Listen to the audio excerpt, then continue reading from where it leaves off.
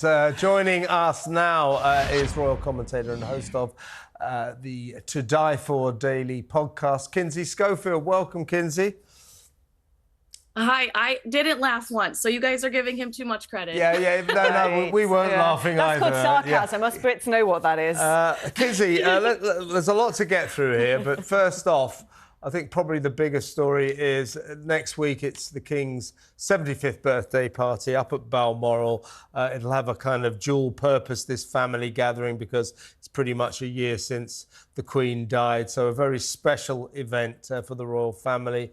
Now, we're trying to get to grips with exactly who did what, but first of all, we found out, or we were told, that Harry and Meghan were going to snub the King's birthday. They just weren't going to turn up. And then they have let it be known, no, we weren't invited. Either way, this is a serious indication of just how severe this family feud is within the House of Windsor. Correct. And I was with the Wales polo team over the weekend. King Charles is their patron, and there were a lot of people that were watching the polo match that were connected to the royal family and had friendships within the royal family.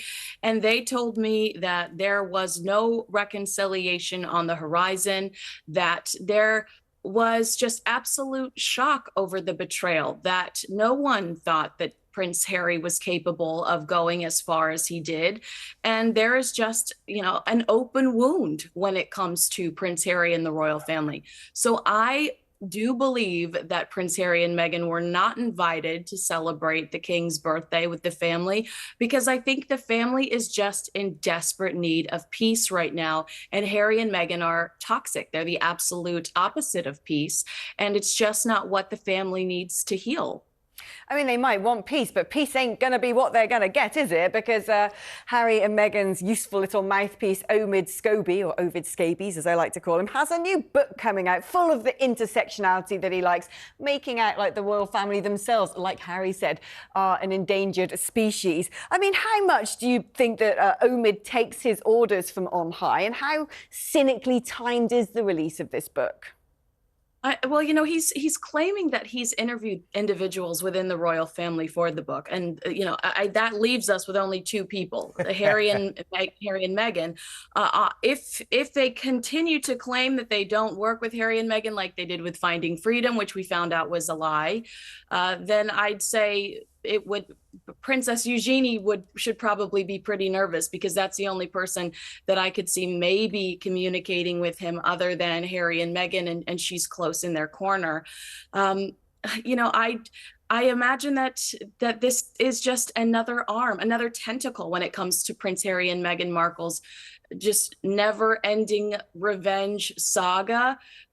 Some of the stories that we've heard so far, this Prince William is a tyrant headline, I just don't believe it. This is a guy that we've been criticizing for years because he wasn't working enough. So you're telling us behind the scenes he is so aggressive. It just doesn't make sense. Kinsey, Omid Scobie's new book's called Endgame, and in it is a chapter called, and I quote, "Race and the Royals, Institutional Bigotry and Denial." So this is going to be more of the same, isn't it? More of what happened during the Oprah interview, where suddenly Harry and Meghan, because Scobie is their mouthpiece, a shameless apologist for those two, what he writes is what they say. This is sort of their book. So basically more of what happened in the Oprah interview, accusing the royal family, the British royal family, of being racists and bigots when there's absolutely no evidence for that whatsoever. This is outrageous, isn't it? I think that the environment, the climate has changed. I mean, keep in mind that was done in the middle of the George Floyd riots here in the United States. I mean, there was not a T-Mobile that had not been set on fire at the time that Meghan Markle and Prince Harry decided to have that sit down with Oprah Winfrey. And so I do think that that climate has changed here, and it's not so in your face. But there's also been the evolution of people seeing the difference between the truth and Harry and Meghan's truth. The 3-hour or 2-hour car chase around New York City. People now really truly question Harry and Meghan's version of events. And there is no question that the content within this book is Harry and Meghan's version of events. So I think people are going to be a little bit more critical of this new information unless you are full on board of Team Harry and Meghan and you're already on the crazy train. So there's nothing we can tell you otherwise to change your mind. And William, of course, is in Singapore pushing publicity again for his Earthshot Prize. How important is this in building his personal brand ahead of him becoming king when his father sadly passes away?